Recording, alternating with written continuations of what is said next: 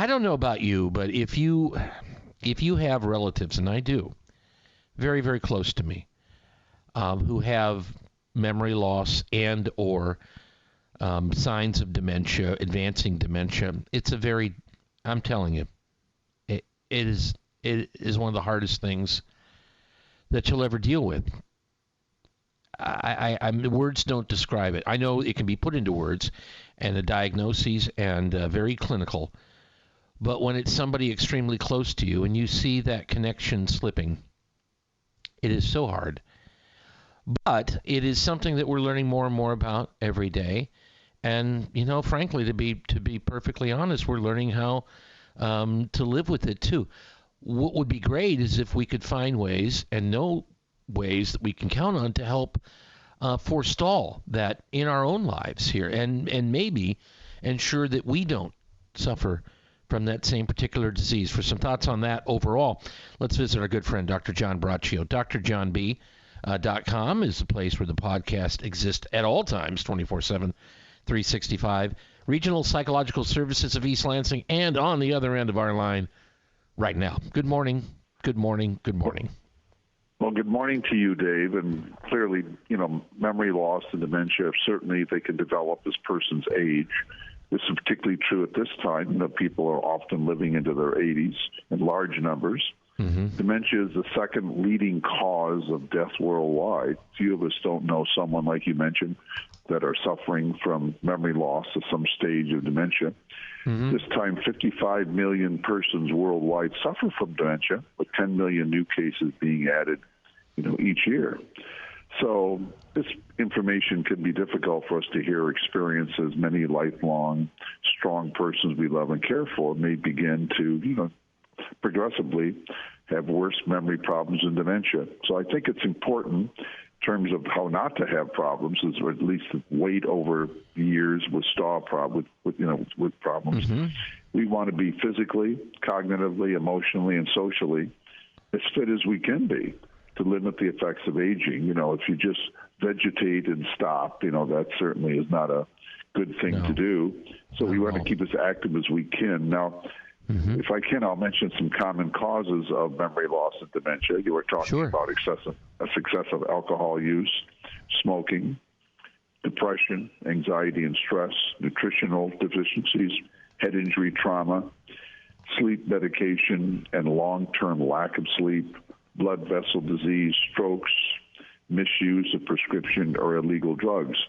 I think most people know these things can lead to problems in terms of memory and dementia, but people still excessively do these things. So I think what we want to do, again, if I can focus on this, we want to be physically active, we want to be cognitively thinking, we want to be emotionally trying to be alert, move forward, and socially we want to be doing things and active, interacting with people. If we do these things, these are the key things to not run into memory loss and run into dementia. But if we persist in unhealthy habits and behaviors, then I think we ourselves run the risk of the memory loss and of mm-hmm. dementia, things creeping into our lives. So a lot of it is commonsensical, and even if we could say over time, the body does age, and these are part of what part of life, but we certainly don't have to rush it along, and we can live into our 80s, 90s, and later sharp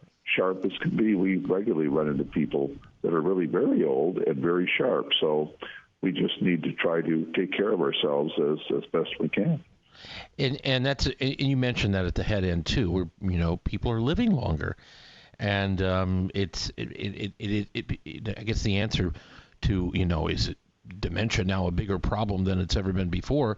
I mean, yeah, but not because of something that just suddenly occurred. It's because we are indeed living longer, and so there's a natural process there too. But you ticked off the boxes that will accelerate the chances for these happening. When you have clients visit with you, is memory loss usually the first thing, or some other behavioral issue that tips you off that there could be possibly dementia, either early onset or a more natural later onset with a particular client? Well, I think it depends. A lot of people as they're older, they don't have to be. This doesn't happen to everybody. A lot of people begin to say they're just not as sharp as they were. They have to be writing things down. They have to keep track of things.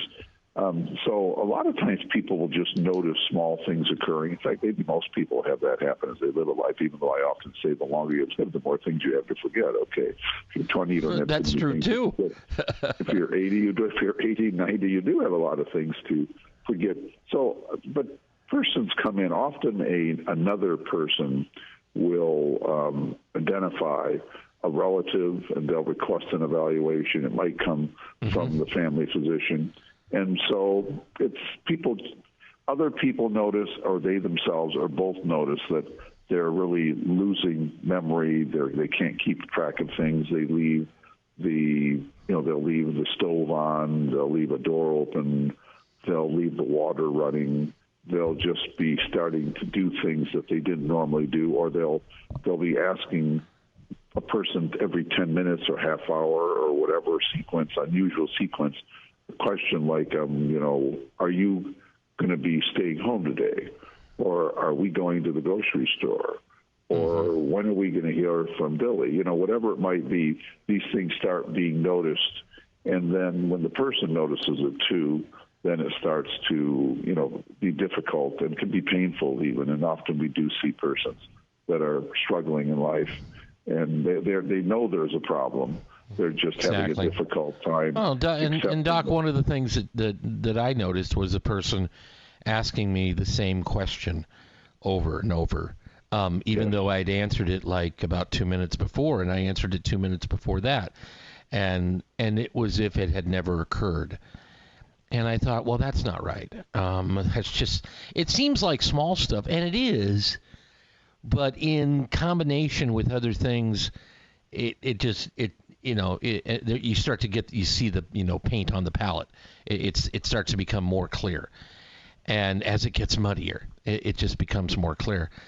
And it's so, again, for people around, okay, for someone we talked about ways to forestall this, to keep it away, not check any of these boxes. But for those who are around someone with dementia, to keep their own good mental health, that's a difficult thing to do, isn't it?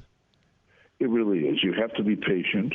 You have to try to get medical, psychological resources available for the person and for yourself. Looking after a person who may, go out the door and not even know where they are, or forget where they are when they're walking, get very confused, or living with somebody who just is doing things that just don't make sense, or you always have to keep an eye on them. Or they can have personality changes. They can remember things from the past. They can be confused on what they remember. This can be very difficult for the caretaker also, if the person continues living in the home, if things progressively get worse over time. Initially, when people start having these issues, we tend not to notice it as much, or they become quite minimal.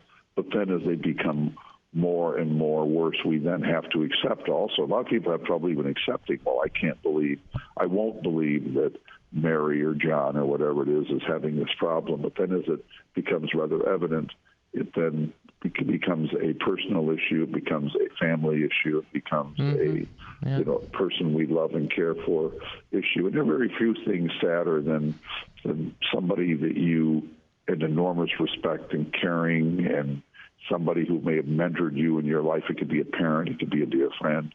That all of a sudden it's kind of gone. It's leaving those skill sets. And it's not that you don't love the person more, but in your heart you have a feeling, a bad feeling, a difficult feeling that this person is just not who they were, and you feel bad for them, you feel bad for you, and you just want... No, it's like, where did they go? They're here. They're here. That's right. But they're not here. And it's so, it's difficult. And again, if for listeners who say, well, I don't know anybody who's ever had dementia, I don't know, God love you.